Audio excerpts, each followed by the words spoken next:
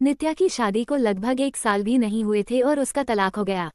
नित्या के घर वालों ने जबरदस्ती नित्या की शादी करवा दी थी। शादी के कुछ 3 महीने बाद ही उसके पति राकेश का व्यवहार बदल गया। वो नित्या से हमेशा झगड़ा ही करता रहता था। राकेश एक कंपनी में काम करता था और रोज शाम को देरी से घर आता था, क्योंकि ऑफिस के बाद वो दारू पीने के लिए रुक जाता था। घर आकर वो नित्या से हर छोटी छोटी बात पर बहस करता था, उस खरी खोटी सुनता था। वो नित्या को ये भी बोल देता था कि चली जा तू यहाँ से, मुझे तेरी कोई जरूरत नहीं है, बहुत मिल जाएंगी तेरी जैसी। नित्या उसका ये व्यवहार चुपचाप सहन कर रही थी। उसने अपने घर पर भी इसके बारे में कुछ नहीं बताया था। वो अपने घर वालों से नाराज थी। उन्होंने जबरदस्ती उसकी शादी जो करवाई थी। नित्या अविनाश से प्यार करती थी और जब ये बात नित्या के घर वालों को पता चली तो उन्होंने जबरदस्ती उसकी शादी करवा दी। अविनाश उस वक्त कुछ नहीं कर पाया, क्योंकि नित्या के पापा ने अविनाश के खिलाफ पुलिस कंप्लेन कर दिया था कि वो नित्या को परेशान करता है और इसी कारण वो कुछ दिनों के लिए जेल में था। ये सब के बारे में नित्या को नहीं पता था। नित्या अपनी शादीशुदा जिंदगी में बहुत परेशान थी। कुछ महीने ऐसा ही चलता रहा। राकेश थोड़ा भी नहीं बदला था। फिर नित्या ने सोचा कि अब वो और उस रिश्ते में नहीं रह सकती और उसने राकेश से तलाक लेने का फैसला कर लिया और फिर उनका तलाक हो गया। तलाक के बाद नित्या ने अपने मम्मी पापा को सब कुछ बता दिया और उन्होंने नित्या को बहुत डांटा कि क्या हो गया था ऐसा कि तलाक ले लिया, अब क्या करेगी, कहाँ जाएगी, कौन करेगा इससे शादी। ये सब सुनकर नित्या ने उनके साथ रहने से इनकार कर दिया। वो एक छोटी सी कंपनी में काम करने लगी और कंपनी द्वारा दिए गए घर में रहती थी। उसे कभी कभी अविनाश की बहुत याद आती थी, लेकिन उसने अविनाश से कभी संपर्क करने की कोशिश नहीं किया।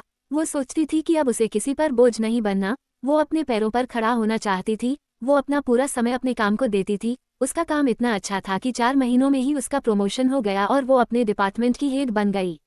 प्रमोशन के 1 महीने बाद उसे उसकी कंपनी के तरफ से एक मीटिंग अटेंड करने के लिए विदेश जाने का अवसर मिला। नित्या अपने काम में बहुत तरक्की कर रही थी। अब उसके मम्मी पापा को भी नित्या पर बहुत फक्र महसूस हो रहा था। अब वो पछताते थे कि उन्होंने उसकी शादी गलत घर में कर दिया था। नित्या विदेश जाने की बात से बहुत खुश थी। 4 दिन बाद की उसकी टिकट थी। उसे कुछ खरीदारी भी करनी थी। फिर वो अपने ऑफिस के पास एक मॉल में गई। उसे कपड़े और कुछ मेकअप का सामान लेना था। वो मॉल में घूम रही थी, कपड़े देख रही थी, तभी किसी ने पीछे से उसके कंधे पर हाथ रखा। वो पीछे मुड़ी देखने के लिए और वो बिल्कुल अपने आंखों पर विश्वास नहीं कर पा रही थी। वो इंसान और कोई नहीं अविनाश था। नित्या उसे देखती रह गई। उस समझ नहीं आया कि वो अविनाश से क्या बात करे। अविनाश नित्या को देखकर बहुत खुश हुआ। दोनों के आंखों में आंसू के साथ खुशी भी थी। अविनाश ने पूछा, तुम यहाँ अपने पति के साथ हो क्या? नित्या उससे नजरें चुराते हुए बोली, नहीं। अविनाश ने पूछा, कैसी हो? नित्या उससे बात नहीं करना चाहती थी। वो नहीं चाहती थी कि अविनाश को पता चले कि उसका तलाक हो गया है और अब वो अकेले रहती है। अविनाश उससे पूछे जा रहा था। उसने बोला, कुछ बोलो। नित्या वहां से जाने लगी। उसने अविनाश को बोला कि मुझे तुमसे कोई बात नहीं करनी, तुम चले जाओ। अविनाश उसके पीछे पीछे जाने लगा। उसने कहा, मेरी बात तो सुन लो एक बार। फिर भी नित्या नहीं रुकी। फिर अविनाश ने कहा, तुम्हें मेरी कसम है, बस एक बार रुक के मेरी बात सुन लो।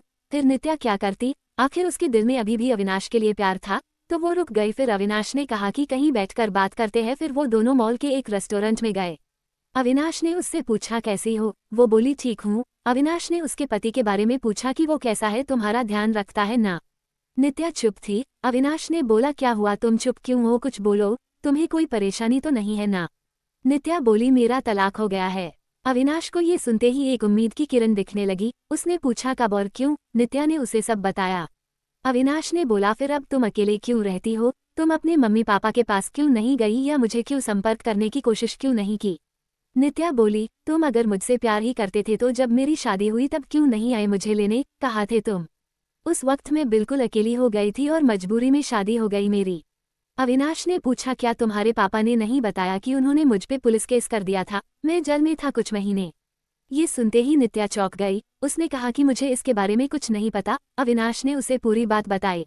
नित्या बोली, मैं माफी मांगती हूँ तुमसे अपने पापा के तरफ से। अविनाश ने कहा, अब वो बात को जाने दो, मैं भूल चुका हूँ वो सब, अभी की बात करो। अविनाश ने बिना देर किए उसने पूछ लिया, क्या अब तुम मुझसे शादी करोगी? नित्या बोली, क्या तुमने अभी तक शादी नहीं की? अविनाश ने कहा, नहीं, मैं अभी अपने करियर पे ध्यान दे रहा हूँ और यह कुछ काम से ही आया था। अब बोलो, शादी करोगी मुझसे? नित्या बोली, अभी 2 दिन में मैं अपने कंपनी की तरफ से विदेश जा रही हूँ एक मीटिंग के लिए। उधर से लौटकर इसके बारे में बात करते हैं। अविनाश ने कहा, पहले ही बहुत इंतजार किया है, अब और इंतजार नहीं होता है, लेकिन फिर भी जैसा तुम कहोगी वैसा ही होगा। दोनों ने अपना फोन नंबर दिया एक दूसरे को और घर गए। अविनाश उसे रोज फोन करके उसका हाल चाल पूछता रहता था। एक सप्ताह बाद नित्या अपनी मीटिंग खत्म करके लौट आई थी। अविनाश उसे मिलने के लिए बोल रहा था, लेकिन नित्या अपने ऑफिस में बहुत व्यस्त रहती थी। उसने कहा कि हम रविवार को मिलेंगे। फिर वो दोनों रविवार को उसी मॉल में मिले। अविनाश ने पहले उसके मीटिंग और काम के बारे में पूछा कि सब ठीक चल रहा है ना। नित्या ने कहा हाँ सब ठीक है।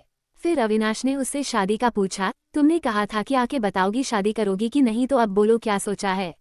नित्या तो अविनाश से प्यार करती ही थी और अब उसे मौका मिला था अपने प्यार के साथ पूरी जिंदगी बिताने का। उसने हाँ कह दिया। दोनों बहुत खुश थे। नित्या ने अपने घर पर अविनाश के बारे में सब कुछ बता दिया और इस बार उसके घर वाले उसके इस फैसले से मान गए, क्योंकि पहले उनसे एक गलती हो चुकी थी। अब वो फिर से अपनी बेटी को तकलीफ में नहीं देखना चाहते थे।